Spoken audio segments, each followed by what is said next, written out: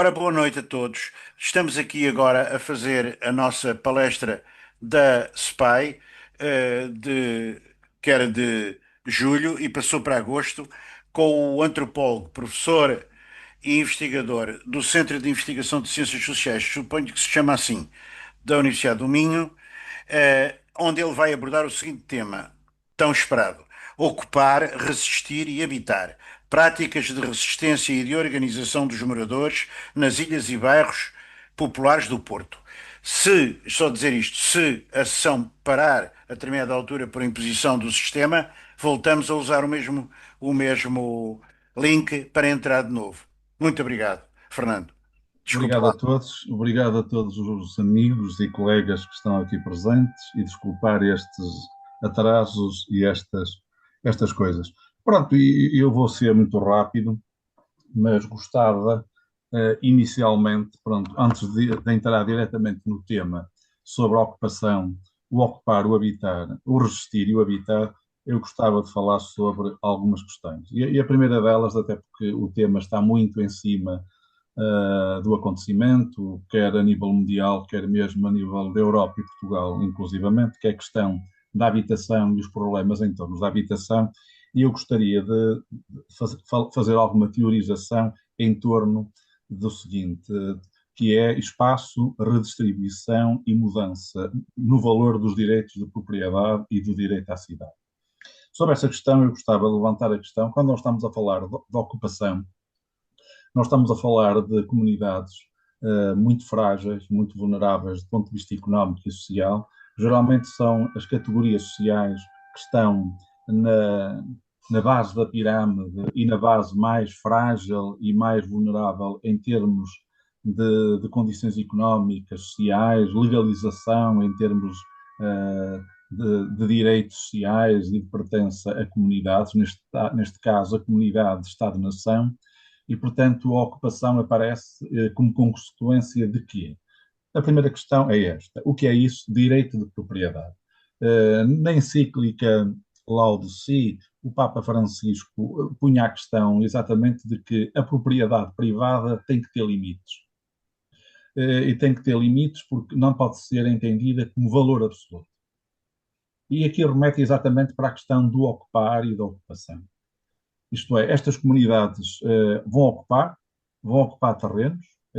Se nós recuarmos alguns séculos atrás, nós vamos ver que no século XVIII, já XVII, começam a surgir, está aqui a Silva Drobny, portanto, conhece a realidade melhor do que nós, que é a questão dos quilombos, as comunidades que eram organizadas com os povos que vinham da África em situação de escravatura e de escravização e, portanto, que eram sujeitos a uma violência terrível na exploração esclavagista, portanto, por parte dos europeus no continente americano, exatamente no Brasil e em toda a América, América do Sul, etc.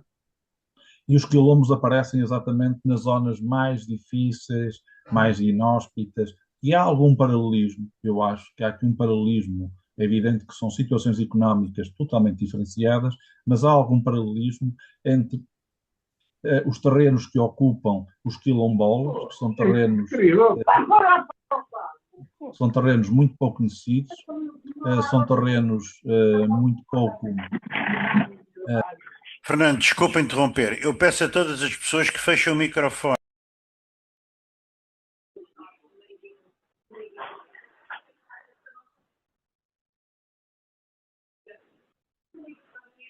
Por Fernando, ativa o favor, teu fechem o som. microfone. Fernando, ativa o teu som, por favor.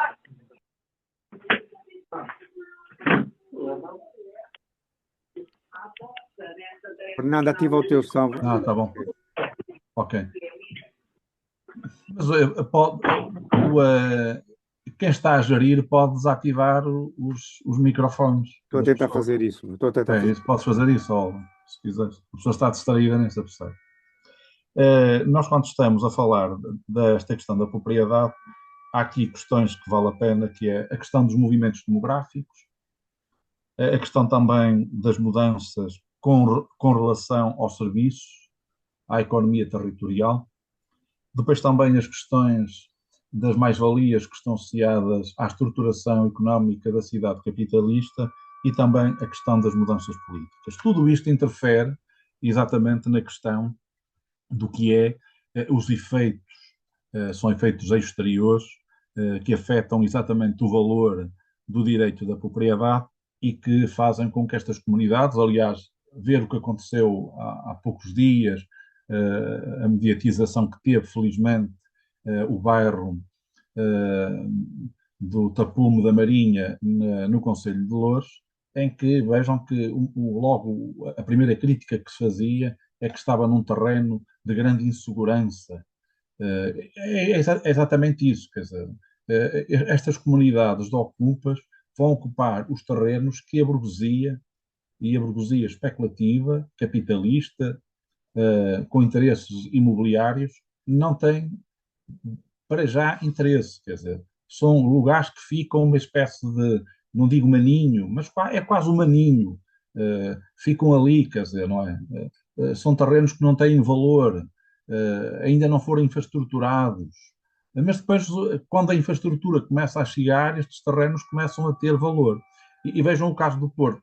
Durante muito tempo, as escarpas, que hoje são património e são, digamos, a cidade mais visível dessa patrimonialização turística, a escarpa dos Guindais, a escarpa das Fontainhas, a escarpa do Barredo, e vejam que essas escarpas que foram inicialmente ocupadas pelas pequenas fabriquetas, pelas pequenas ilhas, pelos bairros operários, bairros populares, vejam que hoje é a zona mais chique, a zona mais desejada por este capitalismo turístico, isto é, aquela zona que durante muitos séculos era considerada de risco, uma zona insegura, uma zona que a burguesia não desejava, nem tinha interesse nela. Vejam que hoje é a cidade, é as portas da cidade, do Porto. E, portanto, o capitalismo tem esta capacidade, portanto, de fazer mais-valia, de valorização espacial e territorial. Aqui entra a questão do mercado do solo, o mercado da propriedade e o valor da terra.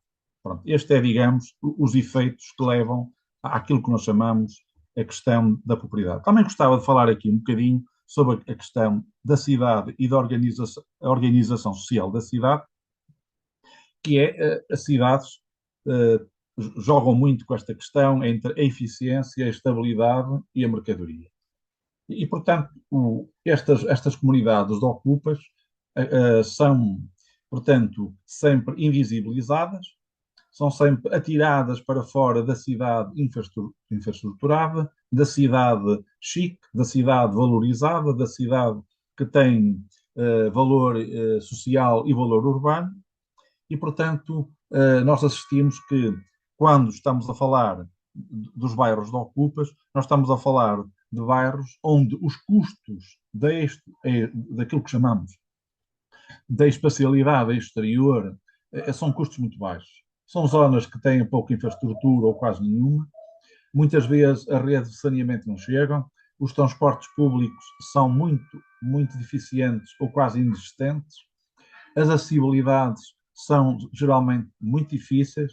Por exemplo, um dos casos que eu vou falar, que é o caso do bairro de Ocupas do Rio Bom, é uma zona muito difícil de acessibilidade, tem que se atravessar duas linhas, uma delas está desativada, que é a linha que vem de Massarelos até Campanhã e de Campanhã e até ao Porto de Leixões, que foi desativada, mas ainda temos a linha de São Bento, Campanhã, que está a funcionar e, portanto, estes moradores têm que atravessar a linha, têm que conviver com estas mobilidades, sem acessibilidade, sem passeios, sem iluminação pública, e é derivado a isso que eles estão a habitar este espaço. Quando, por exemplo, a Câmara de Porto previa exatamente a continuidade do passeio que vinha dos Almadas, o chamado Passeio das Fontainhas, pela mão do arquiteto Correia Fernandes, que é uma ideia perfeitamente sem nexo urbano, sem nexo de cidade e muito menos sem nexo digamos, de cidade espacial diversa e sociologicamente integrada. Reparem que se passarmos para essa fase, nós temos exatamente a destruição de toda aquela zona e vamos ter exatamente uma zona muito mais segura, com muito melhor iluminação, com muito mais visibilidade, mais turismo, mais gentrificação e estas pequenas comunidades vão sendo invisibilizadas, vão sendo deslocadas para o território. Aliás, é o que está a acontecer na Amadora, o que está a acontecer em Loures, o que está a acontecer na área metropolitana de Lisboa. Outro aspecto, e passo já para aquilo que me interessa, é a relação entre cidade, organização espacial e estrutura política. A cidade é essencialmente uma estrutura política. Não vou falar aqui das teses, desde as teses mais clássicas, desde Simmel, Durkheim, à escola de Berlim, enfim, Max Weber, enfim, até aos neomarxistas, como por exemplo Harvey, etc. Mas aqui, digamos, há muita teorização. O professor Carlos Silva está aqui, também tem trabalhado nessa teorização. Há muita teorização sobre este fenómeno e isto permite exatamente tecer 3 ou 4 coisas, que é: os ricos são sempre mais beneficiados pelos custos externos, isto é, o que é os custos externos é exatamente onde moram os ricos, que estão as infraestruturas, estão as melhores redes de transporte, é onde estão os equipamentos públicos. Depois também os pobres são sempre vítimas desses custos, porque quando esses custos chegam, significa que estes pobres, estes ocupas, vão ser deslocados, porque são pessoas indesejáveis e não são necessárias. E, portanto, há aqui um efeito extremamente perverso e com impactos muito, muito graves. Era a primeira parte que gostava, e eu gostava só de partir exatamente para a segunda parte da conferência, que tem a ver com esquemas. Eu agora vou pedir, não sei se é o Álvaro, se é o Vítor, que vão fazer isso, mas gostava de, já que vou falar sobre antropologia intensiva, sobre etnografia intensiva, também podíamos teorizar imenso, mas acima de tudo há um livro que eu gosto imenso, de Epi Thompson, que é A Miséria da Teoria, e eu gostava de citar uma pequena frase de Karl Marx sobre esta questão da teoria. E ele diz mais ou menos isto: deixar o erro sem refutação equivale a estimular a imoralidade intelectual. E é aqui que este trabalho se situa, e é aqui que eu me situo, e muitos dos colegas que estão aqui, na área da antropologia aplicada e da sociologia aplicada, que é trabalhar com compromisso, trabalhar junto destas comunidades, envolvendo-nos com a comunidade, não no sentido afetivo, mas no sentido do compromisso político, estético, ideológico, sociológico e antropológico. E esta frase do Karl Marx, que eu vou tornar a repetir, acho que é extremamente forte e evidencia bem isso, que é: deixar o erro sem refutação equivale a estimular a imoralidade intelectual. E isto o que é que quer dizer com isto? Quando estamos a falar de ocupas, nós não podemos deixar que o erro, isto é, que estes ocupas sejam penalizados, que sejam criminalizados a partir de teorias higienistas sanitárias, totalmente liberais ou neoliberais, que atiram para cima destas comunidades uma espécie de pecado social, uma espécie de naturalização da pobreza, isto é, uma política que não quer combater a pobreza, mas que tem como princípio combater os pobres, que é outra coisa interessante. O nosso trabalho, no contexto de trabalho de campo concreto, é que nós percebemos, quer na teoria, quer na prática, que hoje as políticas liberais ou neoliberais não querem combater a pobreza, mas querem essencialmente combater os pobres. E vocês vejam, ainda há pouco tempo, o caso de uma ministra dizer que as grávidas que usam um direito de amamentar fora dos 10 anos é um oportunismo. Vimos, por exemplo, um presidente de Câmara e muitos políticos a solidarizarem-se com esse presidente de Câmara, a dizer que aqueles pobres estavam a comercializar os barracos, estavam a negociar e a ganhar dinheiro. Bem, parece que estamos exatamente na Baixa de Lisboa, onde o metro quadrado pode chegar aos 4 ou 5 mil euros o metro quadrado, e esses sim, esses não têm moral. Aí não há problemas de moral, aí não há problemas de direito nem de ética, aí a alta burguesia, capitalista, fundiária, rentista, pode fazer grandes negócios, e isso não é pecado. O que é pecado é ver os pobres a vender um barraco por 3 ou 4 ou 5 mil euros, que foi o dinheiro que ali gastaram e que, a qualquer motivo, ou porque abandonam o país, ou porque têm que voltar à terra, ou porque arranjaram melhor condição económica e já podem ir para outro sítio e ter acesso a uma casa mais digna, vendem o barraco por aquilo que lá investiram. Porque esta gente gasta dinheiro a construir o barraco. Mas vejam, cá está este princípio extremamente interessante, que é o princípio de uma certa concepção ideológica e política de olhar para a pobreza e criminalizar essa pobreza. Pronto, era esta a introdução que eu gostaria de fazer e agora, enfim, se o Álvaro me passasse então. E eu agora vou aqui assim uma coisinha Ok, embaixo e pronto. Está ok. bem? Pronto, eu vou ser muito rápido. Nós estamos aqui a falar. Há muitas teorias. O professor Carlos Silva, ainda há pouco tempo, publicou um trabalho sobre isso. A minha tese de doutoramento vai tocar no assunto, mas na mesma perspectiva, mas com outros contextos, outras nuances.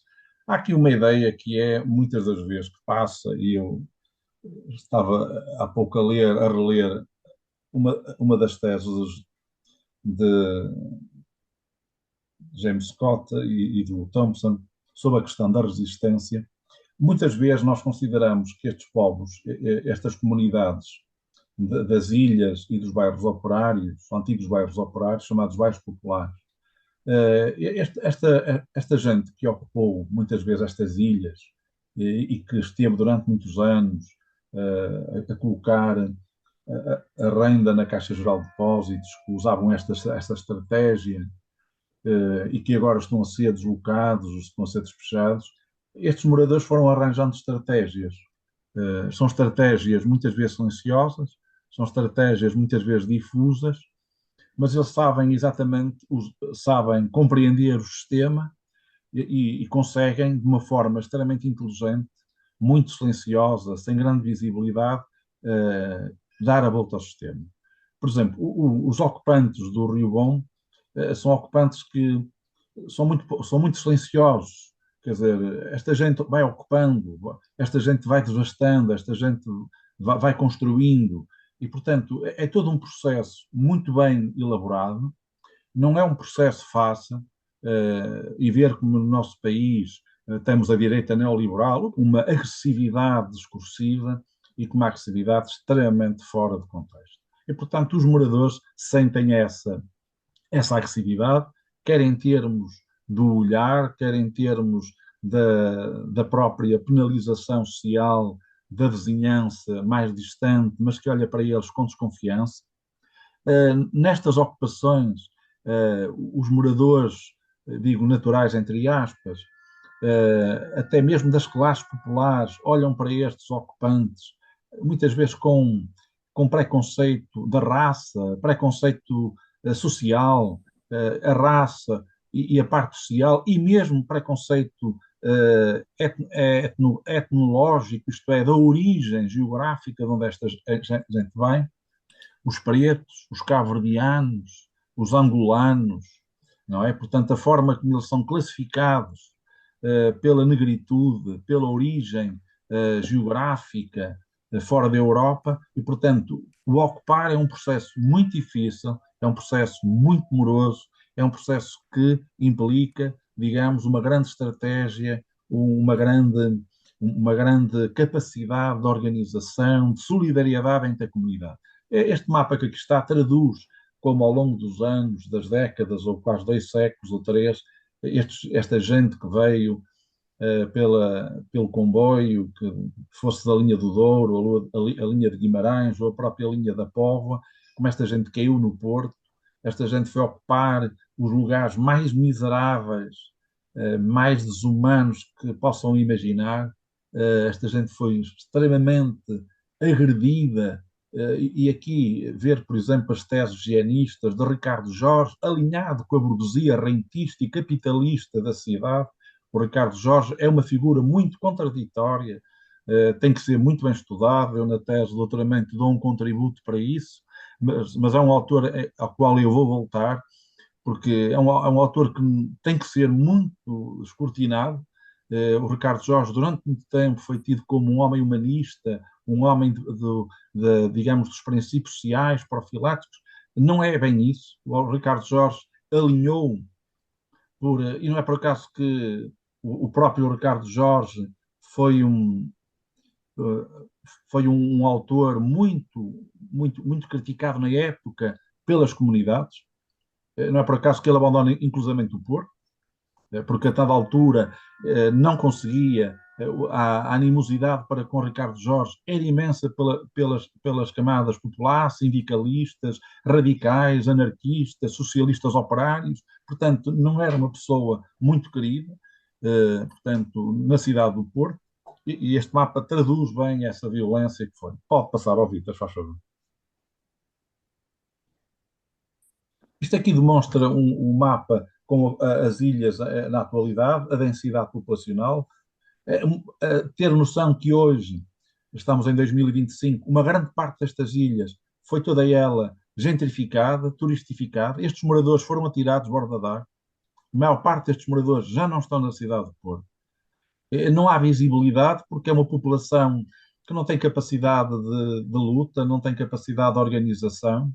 Esta população deslocou-se para outros concelhos, para outras zonas, para outros locais, e, portanto, também é outro aspecto. Pode passar, Vitor, se faz favor. Pronto, isto é a densidade, também, já falei, pode passar, não vale a pena estar.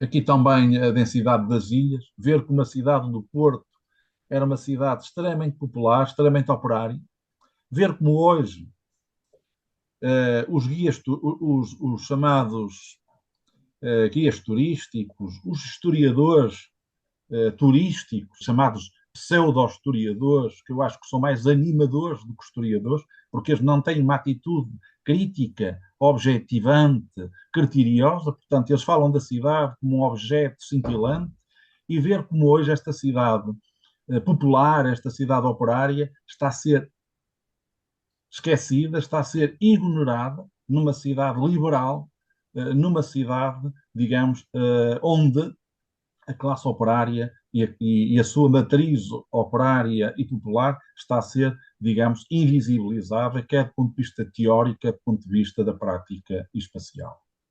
Pode continuar. Pode. Pode. Pronto, esta é a ilha, pronto, cá está a cidade. A cidade sempre fez uma certa invisibilidade dos pobres. Temos aqui as casas burguesas e depois ver como esta gente, estes pequenos burgueses, estes pequenos rentistas da cidade, como sempre ganharam muito dinheiro com a pobreza. O grande negócio destas famílias burguesas está nas traseiras do lote. Só para ter uma ideia, a Ilha da Bela Vista, em termos de multiplicação de valor, enquanto que as casas burguesas multiplicaram, vamos imaginar, 100% do seu valor de cadastro, a Ilha da Bela Vista conseguiu atingir mais de 1000% de valor. É uma coisa impressionante. Portanto, esta burguesia rentista sempre usou as ilhas como um grande negócio. O que é interessante é que nunca davam a cara.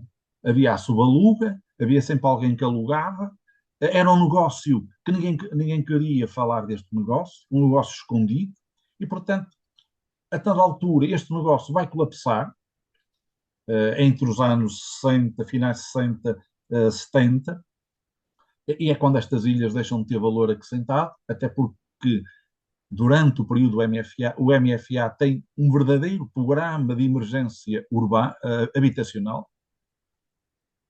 Aliás, o programa do SAL está todo ele plasmado no programa do Movimento das Forças Armadas, e é esse programa que vai exatamente fazer com que estas ilhas comecem a perder valor. E começam a perder valor porque há uma resposta numa escala muito rápida e uma lição interessante. O dinheiro era entregue diretamente às comissões de moradores e às associações de moradores, que depois contratualizavam com a equipa de arquitetos. E vejam que teve um grande sucesso. E por isso é que hoje, vejam, não se consegue ter escala na produção arquitetónica para as casas dos pobres, porque o dinheiro é entregue às câmaras, é entregue a gabinetes do Estado e esse dinheiro não chega às populações. E como não chega às populações, não há resposta. E ninguém quer dar resposta. Pronto, cá está. Passemos à frente, rapidamente. Pronto, cá está a ilha. Verem como uma ilha que não é verticalizada, portanto, retirar vantagem da construção, uma construção de taipa, de perpianho muito fraco, de construções muito fáceis, em termos de construção, é uma construção muito fácil, não requer uma mão de obra especializada. Por outro lado, a multiplicação das células em várias secções permite ter mais densidade do que um prédio de 6 ou 7 andares. E aqui é que está o grande negócio, que é como é que se densificou atrás. E se pusermos isto em altura, isto dá um prédio de 20 e tal andares. E, portanto, cá está o grande negócio, não é? O negócio. Aliás, o Manuel Teixeira estudou isto muito bem na sua tese de doutoramento, que infelizmente felizmente foi publicada agora a segunda edição pela Afrontamento, mas que ainda hoje é um autor muito pouco divulgado e muito pouco estudado pela academia, porque não há interesse. Continue. Bom, cá está o modelo. Eu vou falar da nossa experiência, o que é a investigação com os ocupas e como é que nós trabalhamos com este processo de resistência e também de habitação. Continuo, ouvido. Nós trabalhamos com 3 dimensões. A teoria, portanto, nós consideramos que só há possibilidade de compreender estes movimentos de ocupação e estes movimentos de resistência e de habitação quando nós temos uma teoria densa, aprofundada, com autores extremamente honestos do ponto de vista intelectual, e cá estão os neomarxistas, cá estão os autores, antropólogos, sociólogos, historiadores, que estão comprometidos com as questões sociais. Eu tirei um curso de História na Faculdade de Letras, nunca nenhum professor de História me falou em Epi Thompson, nem em James Scott. Portanto, como é que uma escola, uma Faculdade de Letras, está a dar um curso de História onde um conjunto de autores extremamente importantes nunca foram referenciados? Na própria geografia, os chamados neomarxistas, David Harvey e Nell Smith, são tidos como, enfim, uns especuladores, grandes cientistas sociais.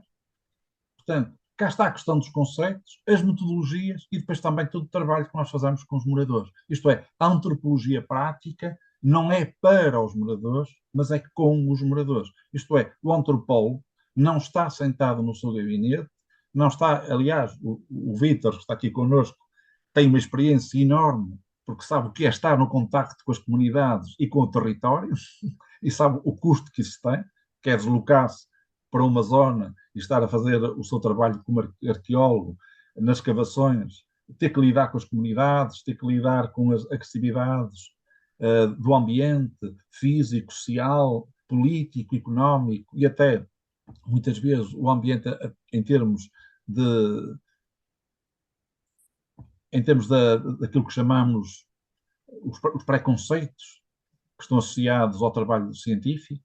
Nós também trabalhamos muito assim, portanto, estamos a trabalhar com as pessoas, no contexto com as pessoas, e por isso é que compreendemos o que é o despejo, o que é a destruição de um bairro de ocupas.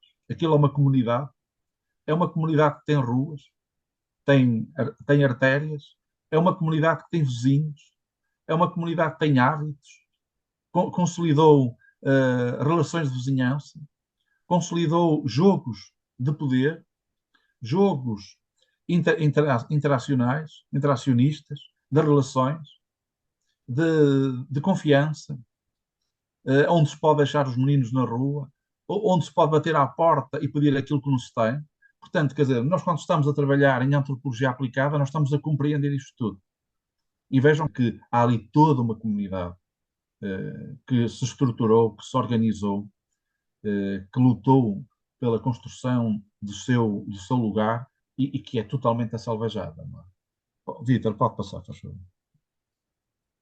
Depois também, quando nós estamos no trabalho de antropologia, que é um trabalho muito centrado na etnografia intensiva, é um trabalho que nós não privilegiamos muitos inquéritos, achamos que são burocráticos, distantes, formais, muitas vezes até são enganosos.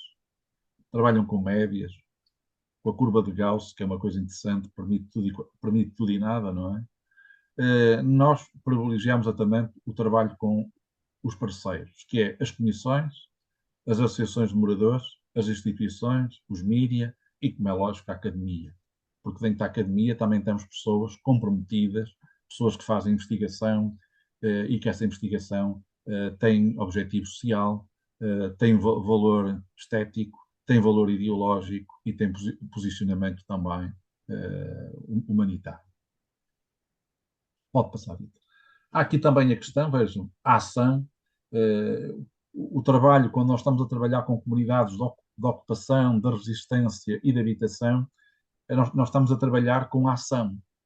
É um trabalho que é feito uma espécie de antropologia em cima do acontecimento. Nós estamos a trabalhar com o acontecimento. Nós estamos a trabalhar com aquilo que está a acontecer e que nós não estamos a controlar e talvez não queremos controlar.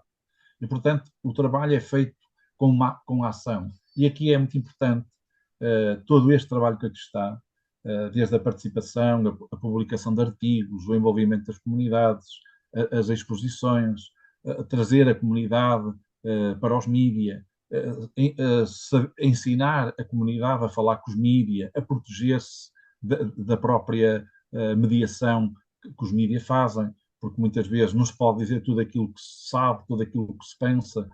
Há aqui toda uma estratégia de contenção, de falar o essencial, de não dar informação a mais, porque essa informação pode ser negativa. Portanto, quando estamos aqui na ação, nós temos que medir tudo isto. Quer dizer, isto é um trabalho extremamente complexo, extremamente minucioso, requer muito estudo, requer muita leitura, requer muita discussão, requer muitos seminários com os colegas, quer em Portugal, quer no Brasil, quer que estão na Europa. Isto tem sido um trabalho muito interessante, porque envolvemos as comunidades e isso tem, digamos, efeitos fantásticos naquilo que é a defesa destas comunidades e a valorização destas comunidades. Depois também, quando estamos a falar com comunidades de ocupação, nós estamos a trabalhar em equipas multidisciplinares, quer dizer, trabalhamos com arquitetos, antropólogos, sociólogos, fotógrafos, documentalistas, engenheiros. Isto é uma equipa muito vasta. Trabalhamos com estas áreas todas, porque estas áreas são extremamente importantes. Isto é, nós estamos a trabalhar para empoderar estas comunidades e para resolver problemas. Portanto, o nosso trabalho no campo da antropologia aplicada é um trabalho que foi muito desenvolvido pela Unesco, pela própria ONU, nos anos 50, anos 40, anos 60, 70, África, Índia, América Latina, Brasil, com as comunidades vulneráveis e, portanto, quer dizer, o papel da antropologia é um papel da antropologia aplicada, quer dizer, não é um papel meramente de estudar, também é importantíssimo o estudo académico, o estudo científico, mas aqui é um estudar para fazer, para resolver problemas, para, digamos, garantir que estas comunidades possam exatamente ter direito a um lugar, ter direito a uma habitação digna, não é? Aqui é só a questão do objetivo deste trabalho, que é promover o direito à habitação, não é? E, acima de tudo, também a discussão em termos da teoria e do pensamento sobre o direito à cidade, não é? E vejam que hoje, pronto, depende muito, quer dizer, vejam que, sei lá, se pegarmos no conceito de gentrificação, há alguns colegas que olham para a gentrificação como uma coisa positiva, quer dizer, introduzir comunidades novas num espaço pode ser uma coisa positiva.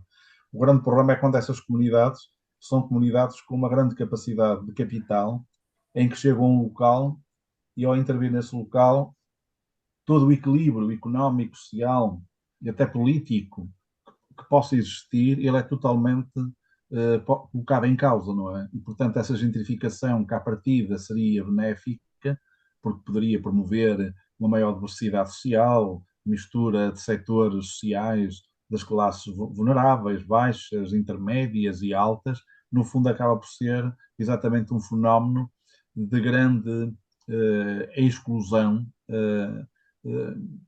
num período de tempo às vezes muito curto. Quer dizer, estas comunidades nem têm capacidade de objetivar ou de ter a percepção de que estão exatamente perante uma mudança de escala no valor do solo, no valor da propriedade, e, portanto, não estão preparados para isso. E aqui é importante a teorização, quer na antropologia, quer na própria antropologia, e até na filosofia política também, na teorização sobre estes processos.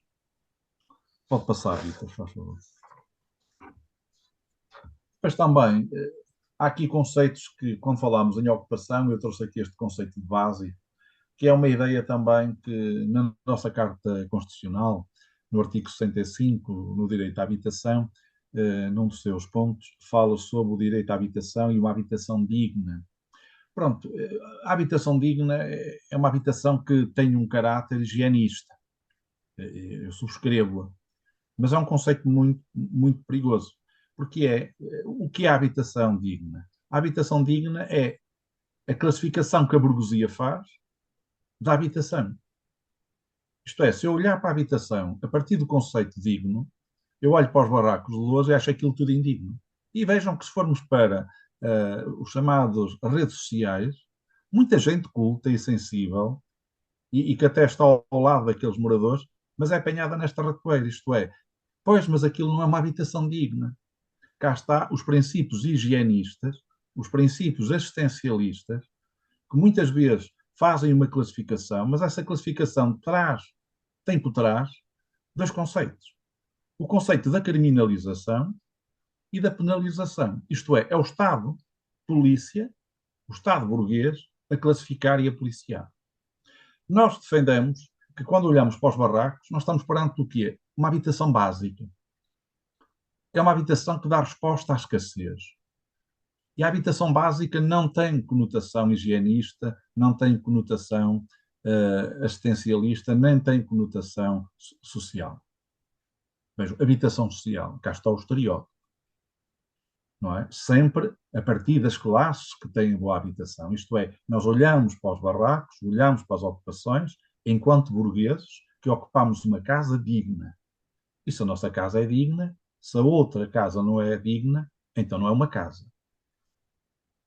E então entra aqui toda uma armadura de grande classificação. É evidente que, quando falamos aqui na habitação básica e na habitação da escassez, o que é que isto permite? Permite, em primeiro lugar, o direito ao lugar. Eu estou-me a recordar do meu amigo, agora fugiu-me, o arquiteto Manuel Graça Dias, que há muitos anos escandalizou toda a gente quando dizia que a verdadeira arquitetura estava nos bairros de lata. Isto foi um escândalo. Mas, por outro lado, foi interessante porque pegou uma certa moda. O Manuel Graça Dias acabou por vir até para os mídias, porque os mídias pegaram naquela expressão e acharam aquilo naif, aquilo interessante, um bocado pós-moderno, e, portanto, é evidente que o Manuel Graça Dias, quando está a dizer isto com sentido de grande rigor objetivante. O Manuel Graça Dias tem plena consciência que aqueles barracos são arquitetura. E, portanto, quando estamos a destruir um barraco, nós estamos a destruir a arquitetura. Porque a arquitetura é o abrigo. E a arquitetura, só há arquitetura se houver construção. E se um barraco tem construção, então é arquitetura.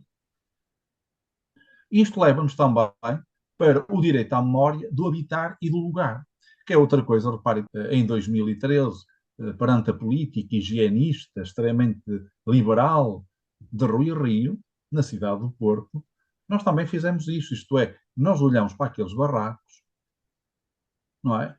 E, ao considerá-los não arquitetura, não abrigo, nós estamos exatamente a negar o quê? O direito à memória do habitar e do lugar.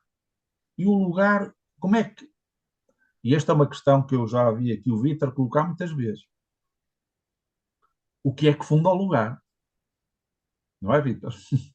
Lembra-se, você pensa sempre muito essas questões na arqueologia, isto é, quando está a escavar, as construções que ali estão, e a arqueologia é extremamente importante, até para compreender estes processos, a arqueologia, não é? O lugar é lugar porquê? Porque tem vestígio. E o vestígio é feito pela construção. E, portanto, a construção é que define o lugar e dá origem ao lugar. E, portanto, quando nós estamos a olhar para as construções dos barracos, aquilo já não é uma construção de barracos. Aquilo é um lugar. É um lugar.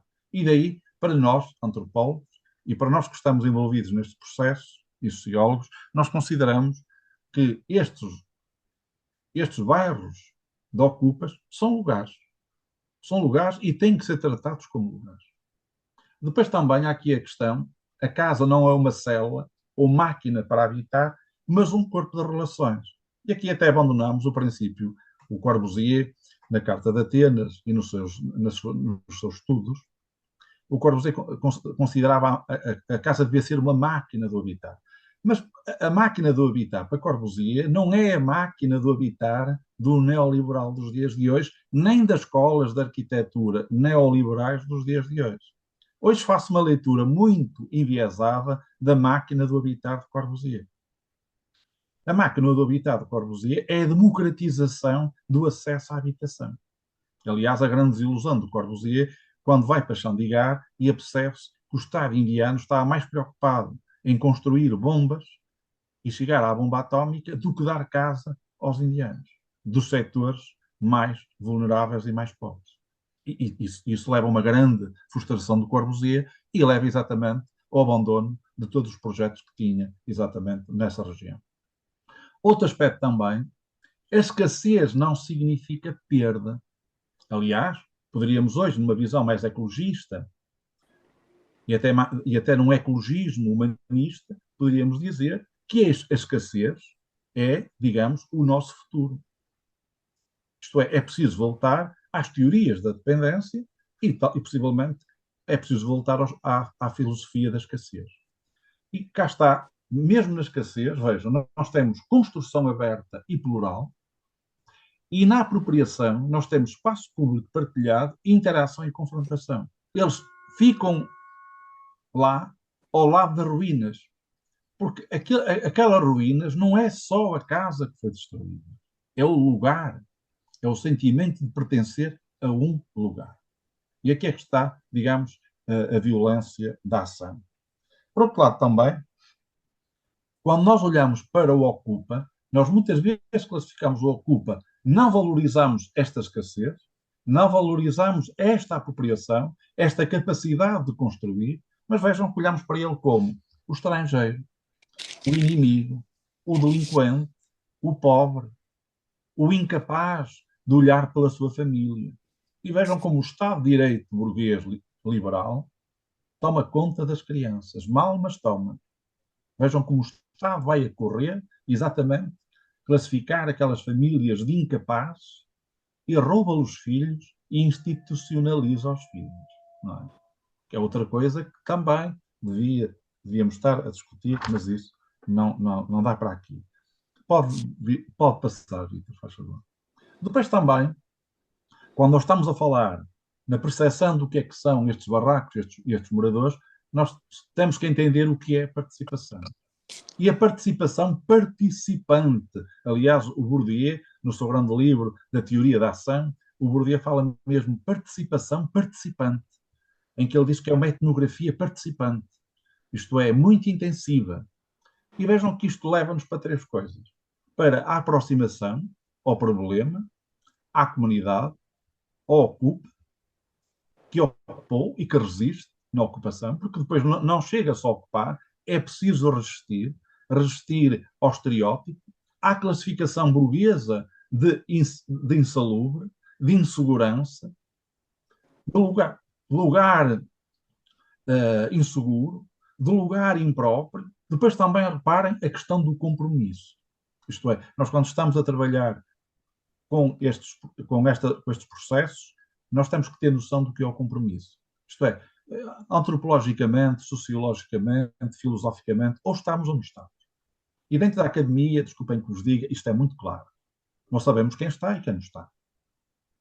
O que é, eu acho que é fantástico. Eu acho que esta clarificação epistemológica é fundamental. sabermos quem está e quem não está. O que é por isso que aquela frase que eu citei de Karl Marx é fantástica, porque nós não estamos todos no mesmo sítio, nem temos que estar, mas temos que clarificar.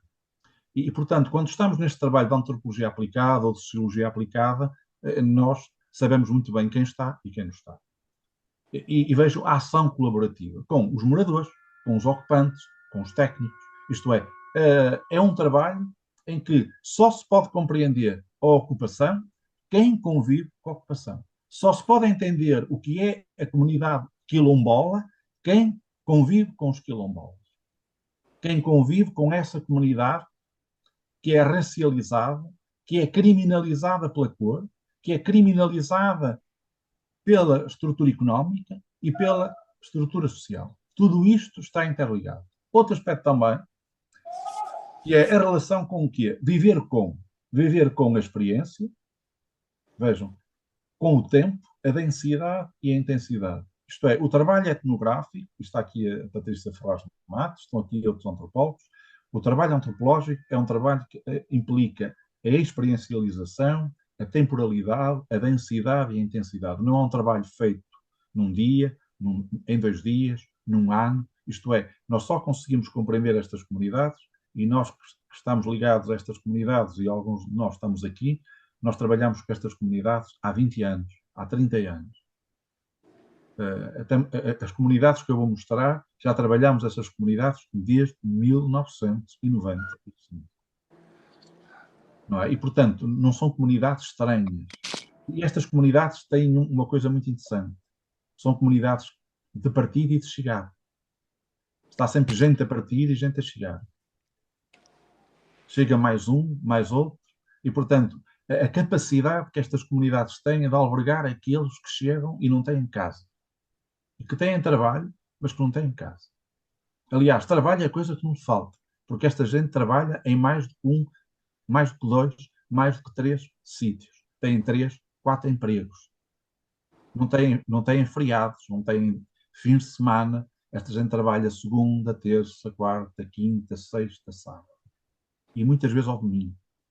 E, portanto, nós estamos a falar de comunidades que, mesmo na sua pobreza, na sua escassez, e aqui eu falo de uma arquitetura pobre, uma arquitetura de grande valor antropológico, sociológico, estético, arquitetónico. Nós estamos a falar que tudo isto se passa nesta dimensão de grande intensidade e de grande densidade.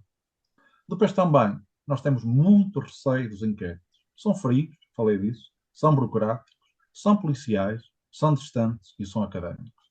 E muitas vezes a academia é um problema.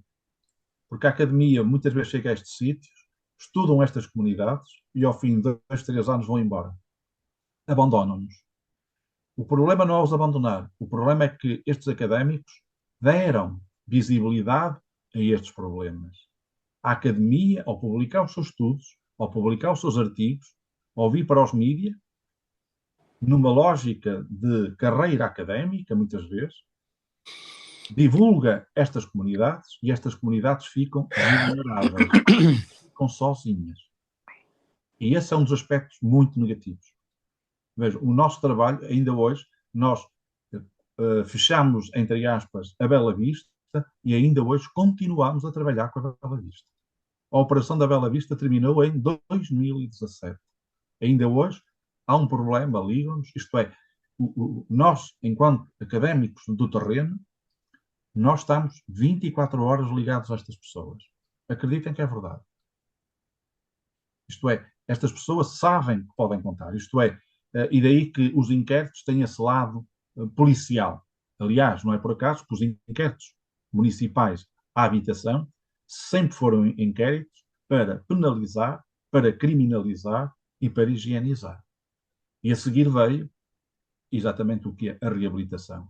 A seguir veio as avenidas novas, veio os palacetes, aquilo que dizia um bate-chapas num dos bairros de ocupas de Campanhã, na Corregeira, isto é, casarões para ricos. Estão-nos a deitar as casas abaixo porque querem pôr aqui os casarões para ricos. O metro já cá chegou, o estado das Antas já está ali o novo estádio, agora estão a fazer as obras para a cultura no antigo matadouro de Campanhá, agora deitaram-nos abaixo os barracos, porque isto já é os casarões. Bem aí os casarões. E é verdade, os casarões estão a chegar. Bom, 3 casos de estudo muito rapidamente. A Ilha da Bela Vista é uma ilha em que as pessoas ocuparam muitas das casas que foram deixadas ao abandono por parte da Câmara Municipal do Porto nas últimas décadas. Esta gente construiu o saneamento básico, esta gente colocou rede pública à custa, em que dividiam entre eles, esta gente restaurou as casas, esta gente criou comunidade, organizou-se em comissão, em associação de moradores. Cá está como aquela imagem que se passa, que esta gente são negros, são pobres, são preguiçosos, são idiotas, são estúpidos, é uma gente que não sabe organizar. Não, esta gente tem capacidade de organização, esta gente tem capacidade de resistência, podem não saber falar como os doutores, mas sabem o que querem. Nunca me esqueço, num dos debates que fizemos com o Cisa Vieira e com mais uma série de moradores, e o Sr. Mário, que já faleceu, virou-se para o CISA e disse isto: nós não queremos piscinas, não queremos casas de luxo, queremos casas para viver. Pronto, o Sr. Mário com os seus 80 anos na altura já. E, portanto, cá está como esta gente sabe se organizar, sabe resistir, sabe lutar. Infelizmente, às vezes, não tem o apoio necessário por parte da academia, por parte dos investigadores e, portanto, às vezes, as coisas não acontecem. Pode passar, Vitor, rapidamente. Pronto, esta é a ilha, na cidade consolidada, na rua Dom João IV. Mais embaixo está um grande palacete, que é a embaixada de Espanha na cidade do Porto. Portanto, é uma zona nobre, e daí que a Câmara do Porto tenha abandonado a ilha, este verde que aqui está, exatamente para, enfim, deitar abaixo, para dar origem. Por acaso, os moradores conseguiram lutar e está lá um projeto lindíssimo. Pode. Cá estão os moradores, são pessoas, esta pessoa que está aqui logo no início, que é a Aninhas, vejam, nunca frequentou uma escola, nunca estudou, e cá está o trabalho de antropologia. Nós chegamos aqui e percebemos que esta mulher escrevia. Esta mulher escrevia em papéis, de embrulho. Esta mulher aprendeu a escrever, a copiar as letras do Jornal de Notícias quando vinha da fábrica com 6 anos de idade. Esta mulher foi uma poeta. Eu e o meu amigo Paulo Cunha Silva, o Manuel Carlos Silva, o Fontes, etc., editámos o livro da Aninhas. E, portanto, aquela imagem que se passa muitas das vezes, que são feios, porcos e maus e ignorantes, bem, às vezes não tiveram foi as condições, não é? Necessárias, não é? Mas mesmo contra a naturalização da pobreza e do analfabetismo e do empobrecimento intelectual e até material, esta gente mesmo assim consegue dar a volta. Bom, pronto, cá está a ilha, com estes moradores, mesmo neste contexto de grande vulnerabilidade, de grande ruína.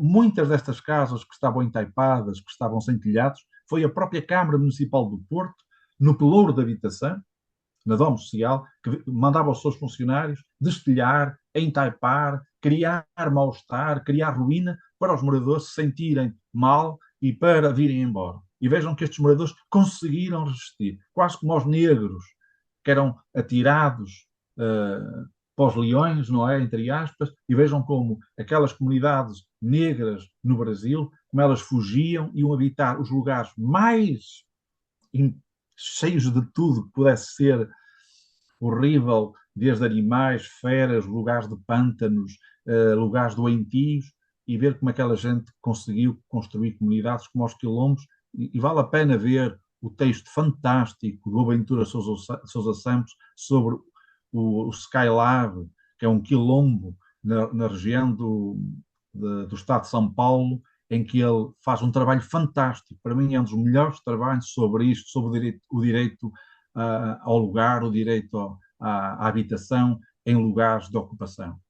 E este trabalho do Boaventura Santos devia ser um trabalho hoje que devia ser, digamos, quase didático na nossa academia, nas nossas universidades. Infelizmente, são trabalhos que estão publicados, mas que não são divulgados, nem são, digamos, estudados, nem sujeitos a análise criteriosa. Pronto, as ocupações, pode continuar, rápido. Cá está como a escassez, como estes moradores, na sua escassez, resolvem o problema ambiental. Não têm dinheiro para a água e vejam como eles vão buscar a água aos telhados, direcionam a água para os baldes, para regar as plantas, para lavar a roupa, para lavar, enfim, os panos, o chão, a própria rua. Quer dizer, cá está, vejam, a inteligência, a construção, a simplicidade. Isto é arquitetura. Isto é desenho arquitetónico. Está aqui um colega nosso, também é professor de arquitetura. Isto é desenho de arquitetura. Era isto que os nossos alunos deviam aprender. Infelizmente, isto hoje está muito longe das nossas faculdades de arquitetura. Estão muito burguesas. Pode continuar. Cá estão os bancos construídos pelos moradores, ocupar o espaço da mediação, e ver como o Cisa Vieira, no projeto que faz, no pavilhão da Expo, ver o CISA a colocar estes bancos à entrada do pavilhão, como o CISA vai buscar estas linguagens populares. Mas pronto, mas isso é o CISA, não é? Como é que é? Bom, a comunidade a discutir, aquela imagem que se tem que esta gente não se organiza, esta gente não sabe organizar, não sabe o que quer, não sabe. Temos que lhe dar espaço, temos que lhe dar a palavra, temos que ir para lá. E vejam que afinal eles sabem. Pode continuar? Pode continuar sempre.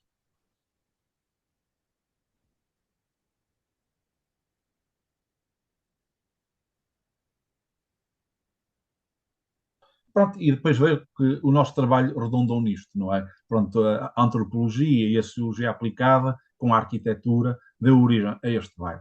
E vejam, cá estão os campos, os tanques, não estão ali para fazer estilo, como se vê em alguns bairros de Porto e de Lisboa, em que se mete os tanques porque é chique, para dar assim um ar folclórico, não é? De etnografia folclórica. Não, os tanques estão ali porque recebem a água, continuam a receber a água, os moradores utilizam essa água.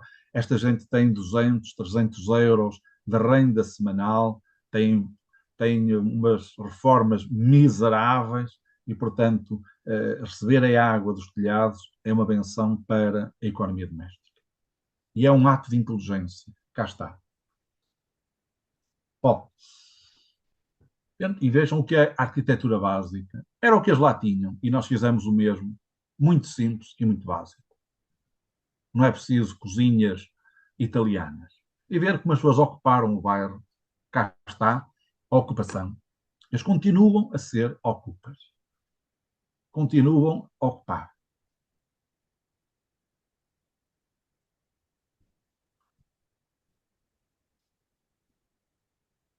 Outro projeto, Dona Leonor, também obedece à mesma questão. Moradores onde a Câmara do Porto mandou os seus técnicos verificar se os pilares das escadas que davam para o quarto, quinto piso estavam em condições. Esburacaram as escadas com martelos pneumáticos, destruíram os pilares, criaram medo nos moradores e os moradores resistiram. Eu tinha uma senhora que dormia, o único sítio onde podia dormir era num sofá todo velho, porque chovia em todo o lado do seu T3. Essa senhora tinha um cancro e tinha 79 anos. E ver como as pessoas ocupam, resistem e lutam. É uma forma de ocupar e de resistir e de lutar, não é? E cá está o trabalho que nós fizemos. Pode passar ao Vítor, faz favor.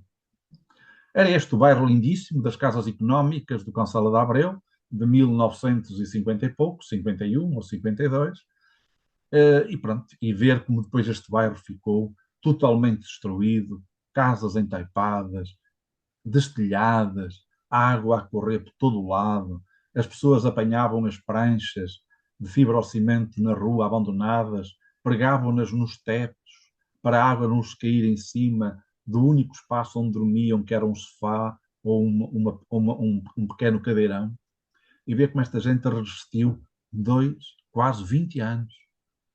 Viveram assim 101 pessoas nestas condições. Porquê? O amor ao lugar. O direito ao lugar. O problema é que este lugar está virado para a Foz chique, para a Foz do Douro, para o Atlântico, e isso é lugar para ricos. E, portanto, nós conseguimos também, com a antropologia aplicada e com a sociologia aplicada, conseguimos este milagre. E cá estão os pobres a viver como os ricos.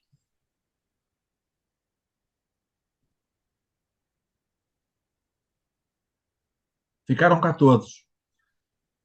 Ninguém fala nisto, porque dar casas destas aos pobres, não é? A quem tem 300 euros de reforma, isto é imoral.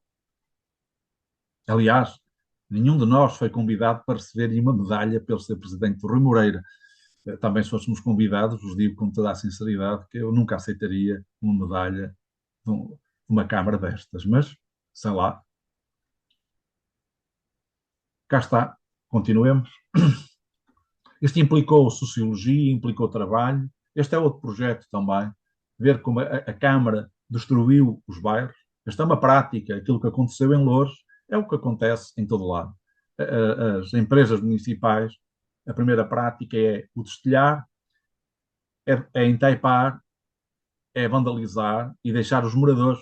Eu deixo aqui a minha homenagem ao Bruno Teixeira, único morador no bairro dos Moinhos, que resiste no meio de uma ilha, de um bairro operário do século XIX, do Porto, ali junto ao Seminário Maior, na Escarpa, em que a Câmara destruiu todas as casas, deslocou e despejou todos os moradores, e o Bruno Teixeira é o único jovem, a mais o pai com 88 anos, que vivem no meio de toda aquela destruição, mas recusam-se a abandonar a sua casa.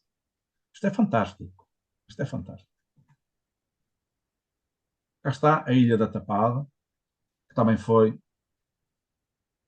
sujeito a um processo connosco. Pode continuar, Vitor.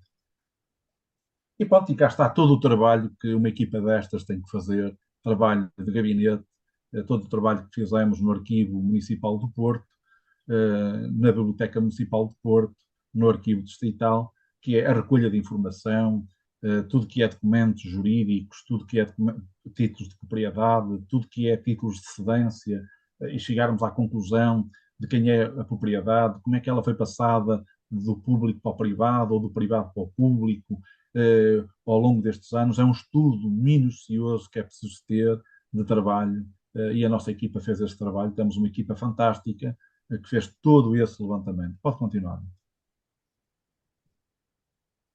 E cá está a vermos como este processo tem a ver também com o tema da desindustrialização, isto é, a Europa vai promover uma desindustrialização, isto é, vai interromper todos os programas políticos fordistas e keynesianos para darem origem aos programas neoliberais da especulação imobiliária e do rentismo do solo.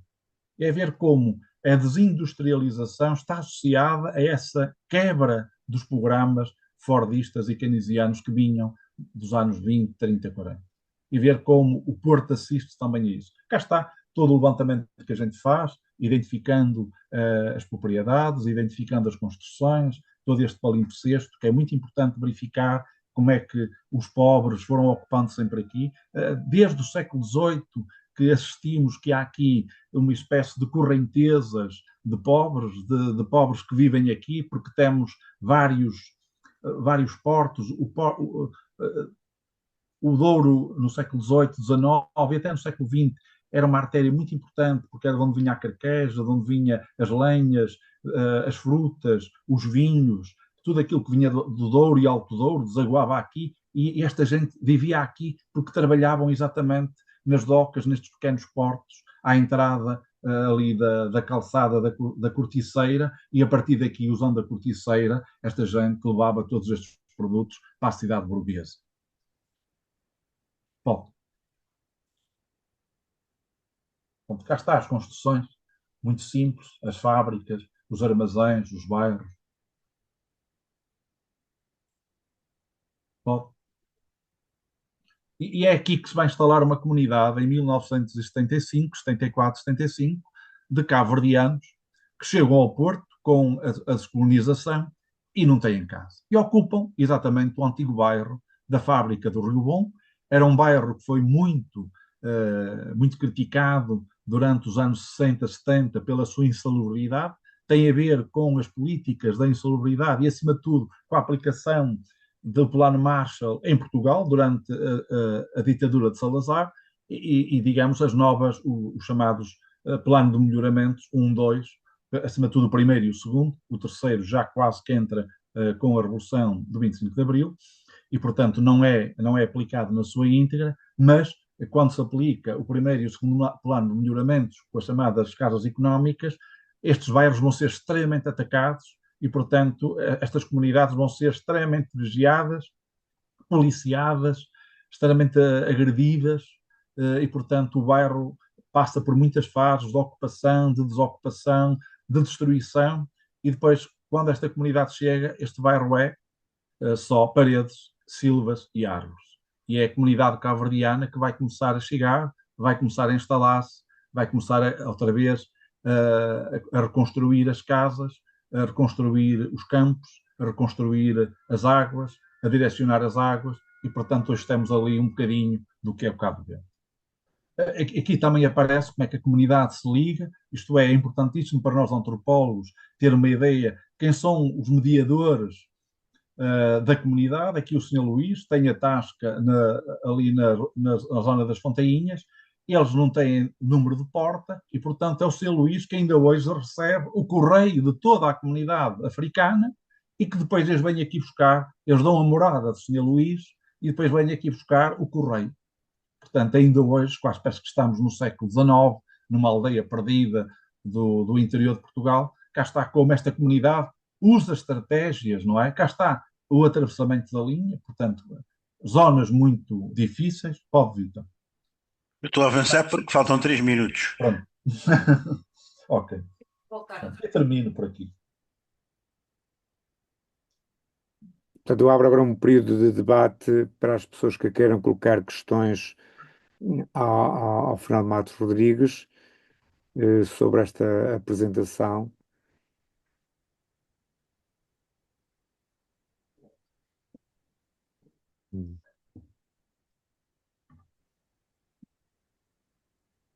Eu só gostava de colocar uma questão ao Fernando, que era na sua apresentação, a questão da visibilidade e invisibilidade. Parece que estas comunidades claramente que estão invisíveis durante muito tempo, não é? Mas com estas transformações do vosso trabalho, do vosso empenho, desta antropologia comprometida e com a transformação destas ilhas e arquitetónica destes bairros, há uma certa visibilidade agora, não é? Portanto, deverá haver alguém que os queira tirar de lá pelo valor do lugar, não é? E pelo valor das casas. Como é que as pessoas estão hoje a uma nova resistência, não é? Enquanto no passado resistiam contra a destruição dos bairros, a expulsão dos bairros, como é que eles hoje resistem à alta visibilidade e à valorização que as suas casas, entretanto, tiveram, não é? Essa é uma questão muito pertinente, ó Álvaro, e essa é a questão mais difícil, e esse é o grande problema dos trabalhos. E ainda bem que colocas a questão. Nós, quando pegámos nesta comunidade, nós tínhamos a noção, em 1990 e tal, de que, ao tornar a comunidade visível, nós estávamos a tornar a comunidade vulnerável, ainda mais vulnerável. E é verdade o que estás a dizer. Pronto, o que é que nós fizemos? Nós, com os estudos que fomos fazendo, fomos chamando à colação outros saberes, jurídicos, inclusive, eu não posso dizer quais, porque são representantes da nossa magistratura e, portanto, não podem ser aqui chamados porque podem vir a ter que tomar posição. Não vou dizer o nome das pessoas, como é evidente, mas nós estabelecemos contacto com os responsáveis pelos direitos públicos, representantes da magistratura, e pusemos a questão exatamente do uso capião. Isto é, esta comunidade poder fazer uso do uso capião. O que é o uso capião? É um instrumento jurídico que permite às pessoas, ao fim de 15, 20 anos, de ocupar um lugar, poder chamar esse lugar como seu, poder assumir de forma jurídica a propriedade do lugar. Ora bem, como é que isso foi feito? Foi muito curioso. Organizámos um debate, juntámos a comunidade toda, no auditório da Junta de Freguesia de Bonfim, convidámos os colegas como João Teixeira Lopes, convidámos o nosso colega Luís Fernandes, da Faculdade de Psicologia, que é um etnógrafo e que tinha muita experiência de etnografia, E estávamos a discutir exatamente com os moradores, estava o professor Carlos Silva, estávamos a discutir exatamente como é que se poderia fazer uso de capião.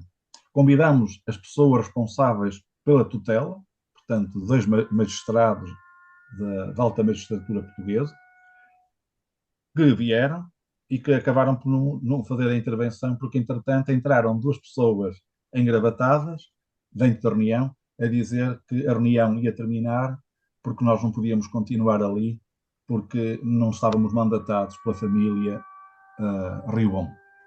Eram dois advogados, nós interrompemos a sessão, estava a ser transmitida em direto por uma rádio, foi interessante. Eu e o João Teixeira Lopes, o Carlos e quem estava connosco, o Fontes e até o Luís Fernandes. Opa, isto é que é mediação em direto, porque estávamos a fazer mediação em direto. Os moradores estavam ali, representantes, estavam também os representantes das famílias. Pronto, conseguimos chegar ao entendimento e conseguimos, através desse seminário, que tinha mesmo como título utilizar o uso de capião na legalização de territórios ocupados, conseguimos chegar, digamos, a um entendimento com a família Ribon. E esse entendimento foi muito duro, foi muito difícil envolver a comunidade. A comunidade, a família do Porto foi mais receptiva, inicialmente muito desconfiante, receptiva. Lisboa foi muito difícil, porque Lisboa fez sempre representado por advogados, nunca deram a cara, mas depois também mostramos, ao estudarmos toda aquela área, cá está a importância de estudar o cadastro, estudar o que é que os instrumentos jurídicos tinham para lá proposto. Nós fizemos ver à família Ribon de que se os moradores saíssem de lá, a família Ribon ia ficar com um território de utilidade pública, mas privada, que é isso que está no PDM. Isto é, eles nunca podiam construir, nunca podiam, digamos, fazer construção nova, porque não podem, e perdiam a construção que está lá, porque os moradores, ao arrasarem tudo o que lá estava, não havia, digamos, vestígio de construção e, portanto, a família Ribon perdia todas as mais-valias. Chegámos ali uma mediação, houve reuniões com o Manuel Correia Fernandes, houve reuniões com o Rui Moreira, houve reuniões com os serviços municipais também, portanto, conseguiu-se construir uma plataforma de entendimento, mas estamos a falar de um processo que demorou 4 anos, quer dizer, não é um processo, e não foi fácil. O professor Carlos está ali, também pode dar alguma ideia se quiser, pode falar sobre isso. Foi um processo difícil, muito difícil. Essa questão que colocas é a questão mais fulcral no meio disto tudo. E que às vezes não é fácil de resolver. Eu gostava de colocar ainda outra questão, que eu, tantos anos de trabalho aplicado, que tem a ver com o seguinte: nós quando olhamos para as cidades, não é? Alguns espaços têm elementos icónicos, não é? Que referenciam a identidade desses espaços. Aquele cidadão que tu falaste que não queria piscina, não é? Portanto, não quero isto nem quero aquilo. Normalmente os espaços mais eruditos ou mais valorizados têm tais infraestruturas melhores, têm tais elementos arquitetónicos ou até alguns serviços, como um teatro, como uma grande catedral, como qualquer coisa. Quais são os elementos da comunidade mais valorizados, não é? Com os quais as pessoas, é a própria casa de residência e a rua, ou há algum espaço comum que tendem a construir para se sentirem identificados? Bem, estas comunidades, muitas vezes, acabam também por criar uma espécie de etnolugar, o que também pode ser negativo, Uhum. porque é sempre o outro lugar. É evidente que quando estes etnolugares têm associado uma dimensão rássica, uma raça e uma cor, e uma geografia, é evidente que ainda mais complicado é. Mas foi muito difícil para nós conseguirmos ligar o bairro dos Moinhos, que foi agora destruído pela Câmara, infelizmente, só lá resta um morador, com os moradores dos ocupas. E porquê? Porque os ocupas não têm a luz e têm que fazer uma puxada, é verdade. Aliás, há uma reportagem lindíssima do Carro Rico, há uns anos, em que ele pergunta e faz esta pergunta ao Sr. Acácio. Então, Sr. Acácio, isto aqui é tudo de borlas. Nós não pagamos água, não pagamos renda, não pagamos luz, não pagamos nada. E diz o Carro, então isto é um paraíso, não é? Portanto, é evidente que estamos em comunidades que são etnocêntricas, muitas das vezes, mas que também necessitam esse fechamento que muitas vezes Uma dá. autarcia, não é? Isto também digamos, pode ser uma vantagem para eles, Uhum. porque cria também uma maior unidade e consistência dentro da comunidade, não é? E, portanto, quer dizer, eles necessitam disso para se sentirem seguros, não é? Porque, no fundo, eles são uma comunidade estranha e muito assalvajada pelo de fora. O de fora é o branco que vai lá dizer que eles estão a ocupar, é o branco que é o fiscal da Câmara, é o branco que vai lá por causa da luz e corta a puxada, é o branco que diz que aquilo é privado.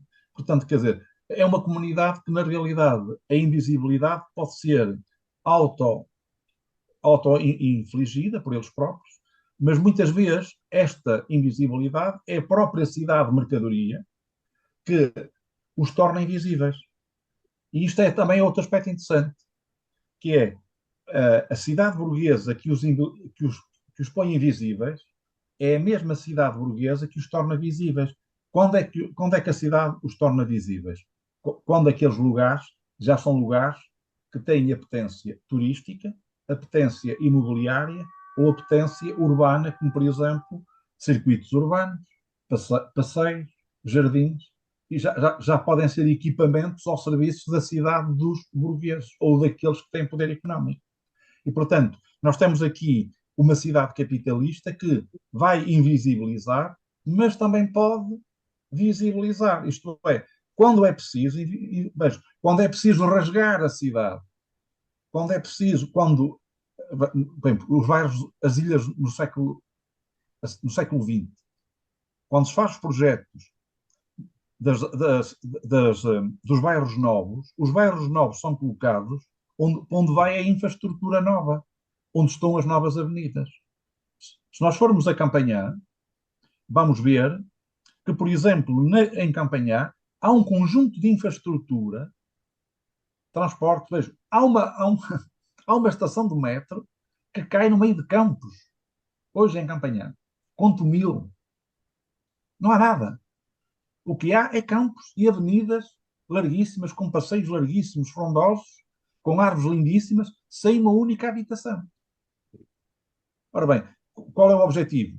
É exatamente a cidade de mercadoria vai, em termos de esponja, vai-se deslocando para essas zonas e as infraestruturas já lá estão. Ora bem, estes moradores acabam por ser apanhados nessa lógica da expansão e a reabilitação.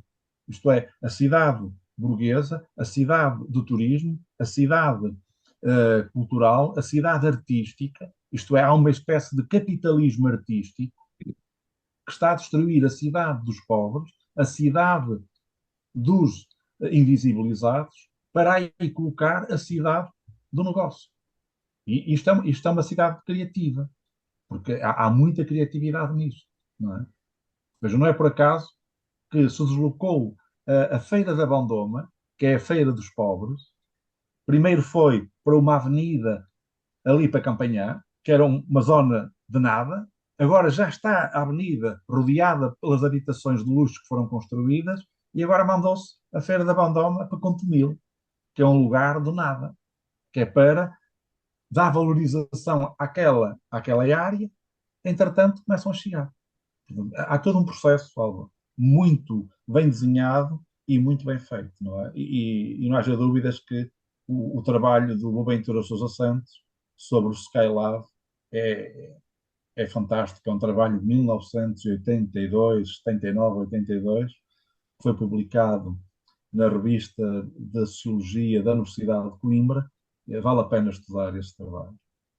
Mais alguma questão? Levando, quem quiser pode acionar o seu micro e colocar a questão ao Fernando, faz favor.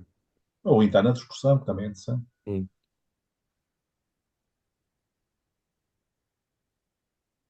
Estou Carlos Silva, porque participar um bocadinho, já que é um dos atores principais deste processo. É verdade. Eu estou a ver se o provoco, mas está difícil. Bom, já que provocam, então vou tentar. A primeira questão, acho que o Fernando focou muito bem a arquitetura dos pobres tomando o exemplo, vários, mas sobretudo de talude. Pronto, este é de facto o problema, mas que faz-me levantar uma questão que não, o Fernando não desenvolveu, mas eu gostava de salientar o seguinte. Onde é que há vozes sobre este escândalo, este e outros, mas este escândalo em que, de facto, pelos vistos, trata-se sobretudo de migrantes, negros, uma comunidade que de facto é discriminada institucionalmente e não só. O problema é que aqui levanta a questão, é que a migração não é causa do racismo, mas nós estamos a ver uma correlação entre essa situação e a discriminação étnico-racial e o racismo na Europa que já está aí com muita força, mas também em Portugal. E é esta a questão que se levanta, que ela penetra inclusivamente nas próprias classes populares. E eu gostava portanto, que o Fernando pudesse eventualmente dizer, aliás, não é inocente que, apesar de falarmos, e em Portugal, os presidentes da República, os governos, que somos multirraciais, multiculturais, somos um país aberto, um país que não discrimina, de facto, na realidade, a agência, digamos, dos direitos humanos, a rede europeia contra o racismo e o Eurobarómetro mostram como na Europa o ressurgimento ou a reemergência do racismo está aqui, digamos, em correlação com os problemas da migração, porque os migrantes, de facto, não são os vistos gold, mas são os migrantes pobres, africanos, asiáticos e os ciganos, que são portugueses, mas também são discriminados. Tudo isto convoca a questão: este povo, este país despolitizado, chega ao ponto de não levantar a voz contra esta monstruosidade. Esta é a questão que queria colocar e para a nossa reflexão. Tenho outra, mas depois deixaremos talvez para um segundo momento. Muito obrigado. Obrigado. Fernando, quer dizer alguma coisa? Pode alguém querer intervir?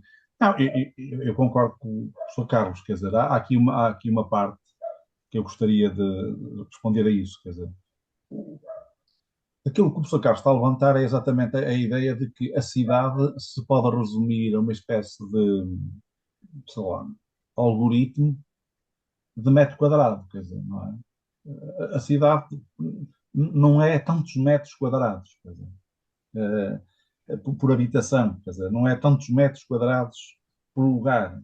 E, portanto, quando nós olhamos para a cidade, vejam, quando hoje se fala da crise da habitação, está sempre a falar nos metros quadrados.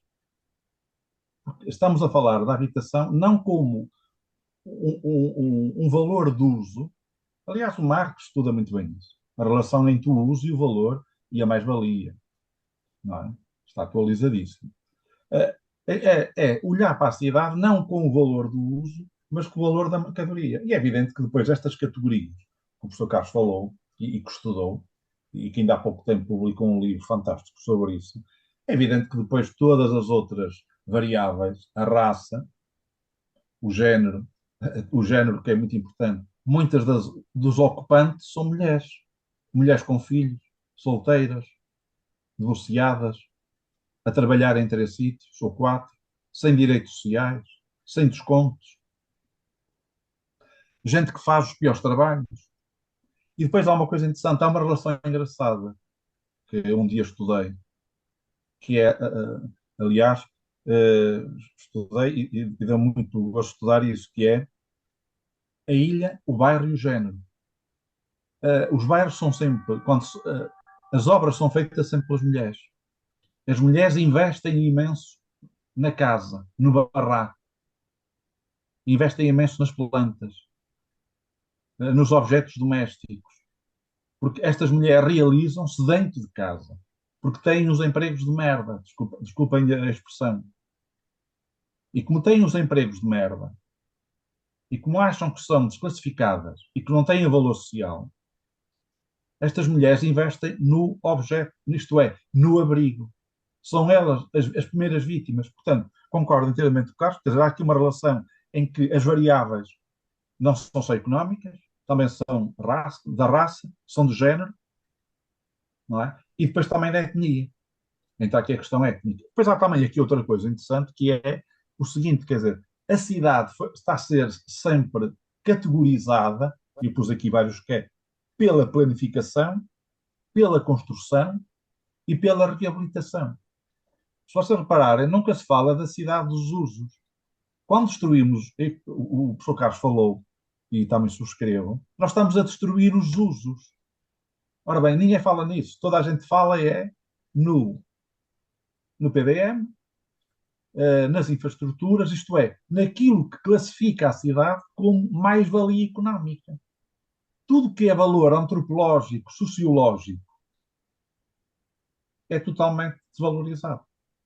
E, portanto, e aqui entra a grande capacidade, e eu acho que é esse o nosso papel, que é trazer exatamente para a discussão, não a cidade do algoritmo dos metros quadrados, que não nos interessa para nada, mas trazer a cidade dos usos, a cidade da diversidade, a cidade com, digamos, uso social, ecológico, económico mesmo. Não, nós estamos a falar da cidade financeira.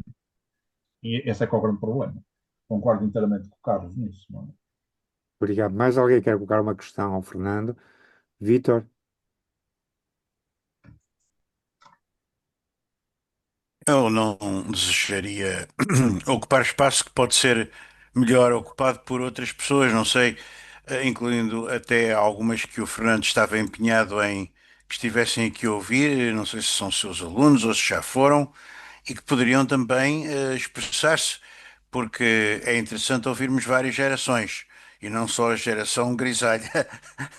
Eu já ultrapassei o grisalho para passar ao completamente branco. Ah, cuidado, Vitor.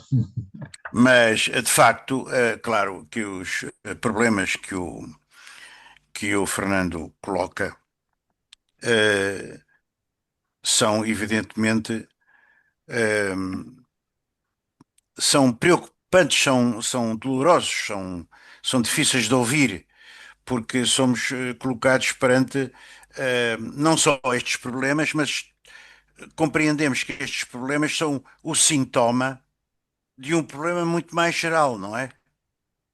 Um problema, um problema muito antigo, muito mais geral e que realmente, enfim, há toda uma antropologia que eh, se compromete com esta radicalidade de ir ao problema na sua raiz, radicalidade no bom sentido, e há toda uma outra antropologia, como também haverá uma arqueologia e por aí fora, todas as ciências, chique, que trata de outros assuntos e que também é muito bem vista no ambiente em que vivemos.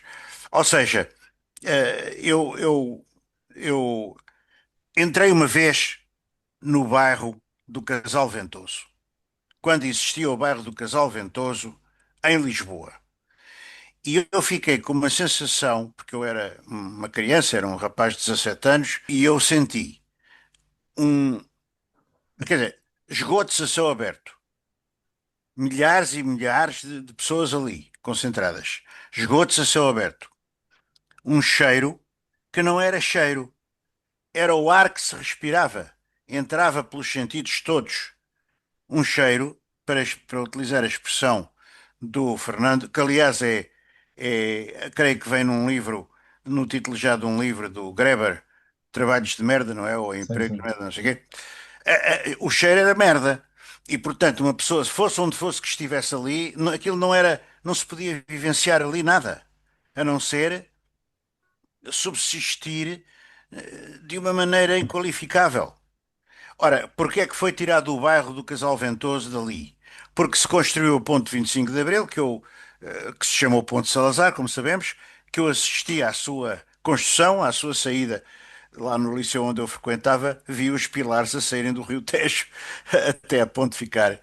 Não tive lá tanto tempo para ver isso tudo, mas hoje já é uma ponte antiga. Bom, mas para dizer que tirou-se a dali porque parecia mal as pessoas, e até inclusive estrangeiros, passarem pela ponte sobre o Tejo, que era uma das honras do regime, e olharem lá para baixo e verem aquela miséria.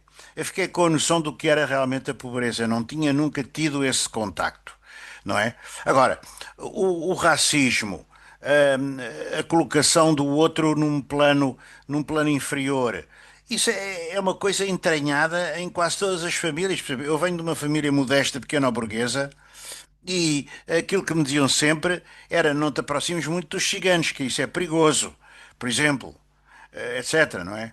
Ou seja, são problemas que nos afetam a todos. De uma maneira ou de outra, afetam-nos a todos. Porque, efetivamente, e só dizer isto para acabar, não se pode ser feliz, não se pode ser feliz, e por isso é que hoje em dia é tão difícil ouvir uma gargalhada de alguém legítima, porque as pessoas estão todas infelizes. Não se pode ser feliz numa sociedade de tão grande, de tão grande desigualdade social como se atingiu hoje.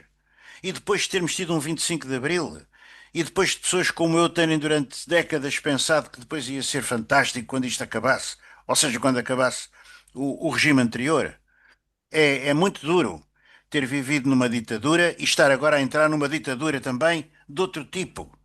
É a ditadura financeira absoluta.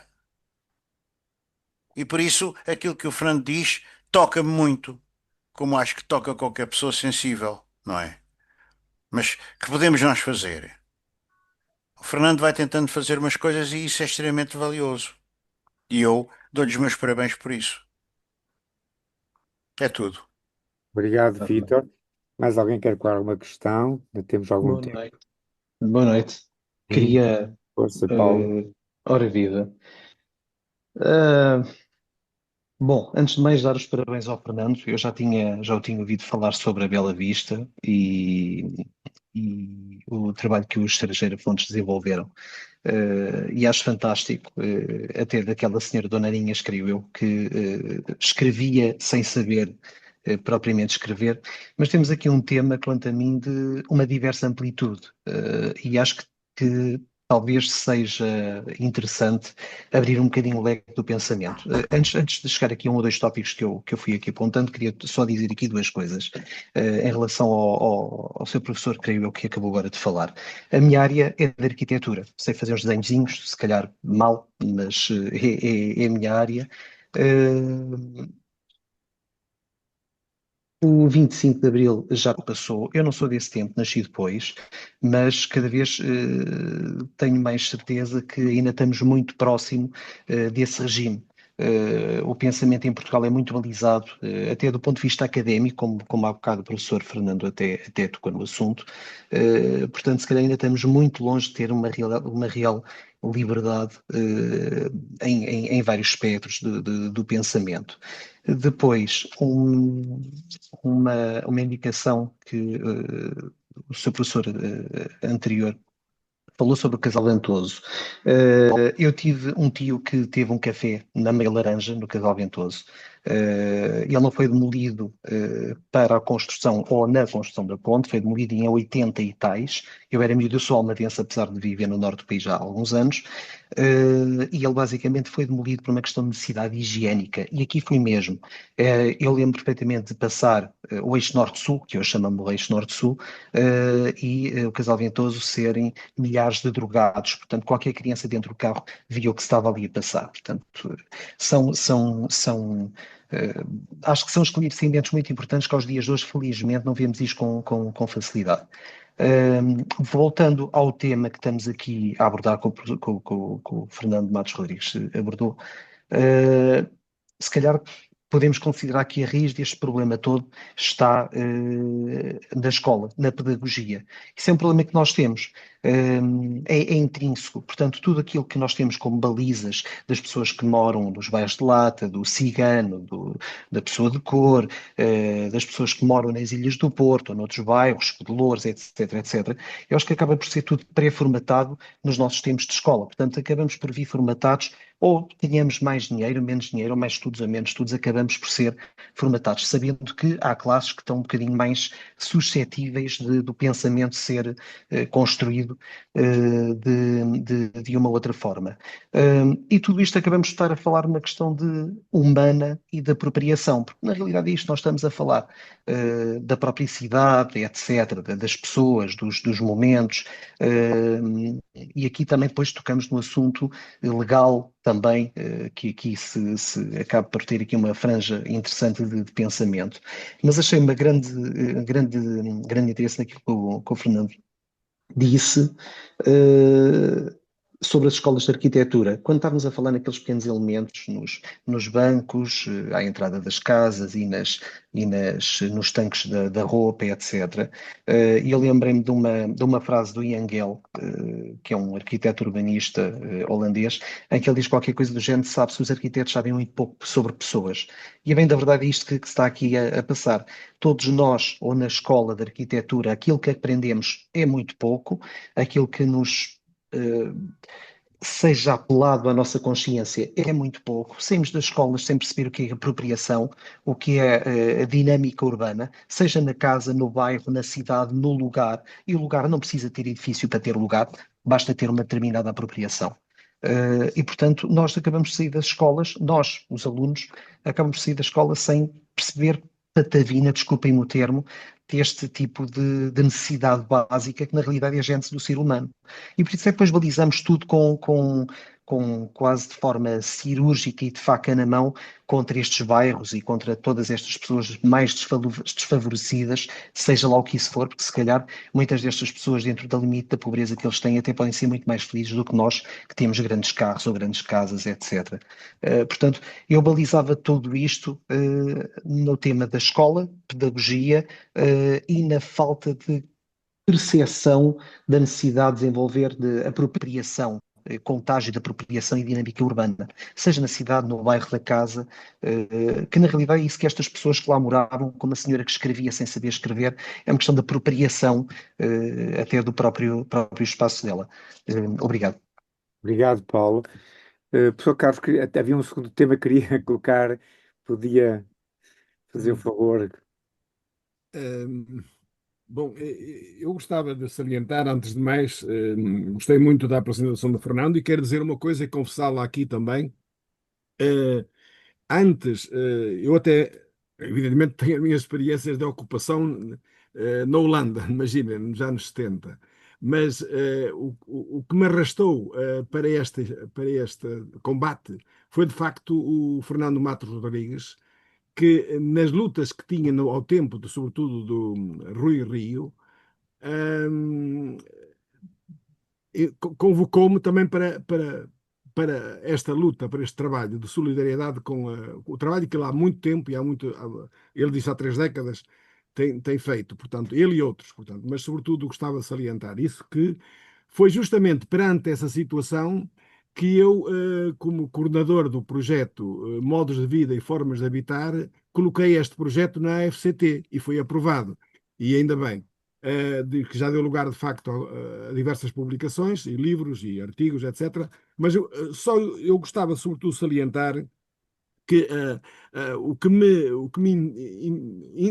certamente intrigou neste projeto todo. Acho que o Fernando é demasiado optimista sobre as lutas e acho que deve continuar a sê-lo, mas eu sou algo pessimista sobre a resistência. Tem as pessoas, moradores, obviamente têm que resistir, não tem outra forma.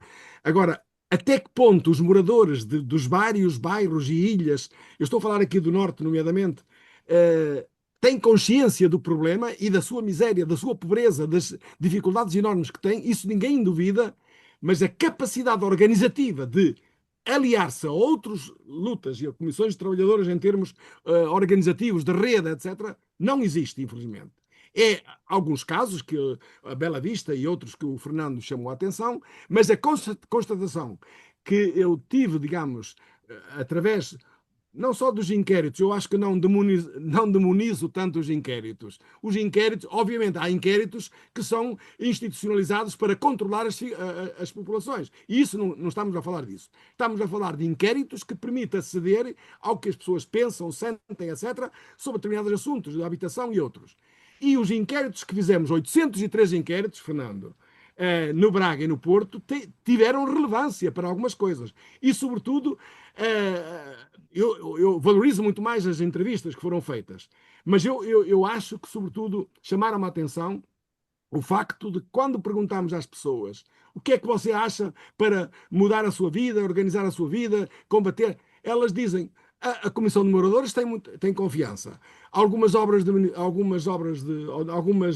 instituições de beneficência, etc. Mas fora disso, e os sindicatos, e os partidos políticos, e a esquerda? E como é que votou? Nós perguntámos qual é o partido ou partidos que melhor resolvem o problema. E nós ficámos desapontados. Eu, pelo menos, fiquei desapontado. E ver-me levar a escrever um livro sobre esta questão, até dentro de uma dinâmica de uma questão que tinha colocado em relação aos camponeses, que apesar de privações, etc., que durante décadas ao longo do tempo, foi uma classe de apoio do salazarismo. Bom, e essas representações estavam escondidas, latentes, até depois de 50 anos, elas vieram agora ao de cima. Esta ideia da superioridade étnico-racial sobre os imigrantes, sobre os ciganos, sobre etc., estão ao de cima. E que é capturada pela extrema-direita, e até pela direita, mas obviamente é uma questão que se coloca. O que é preciso estas pessoas é organizar-se e para que tenham, de facto, direito à habitação real. E isso não está a ser conseguido. Daí que eu considero toda esta... Quando eu falei agora do racismo, é justamente disso. É das demais classes populares e até trabalhadoras que acham os imigrantes que vêm tirar-nos a casa, o trabalho, até a mulher, que nos vem roubar as mulheres. É uma coisa tremenda. E isto está presente na sociedade portuguesa. Basta ver os resultados eleitorais, entre outras coisas, não é? E isso eu acho que é a reflexão que temos que fazer. Significa que a esquerda foi incapaz de dar a volta e se conseguir ter o eco e a resposta. Não teve.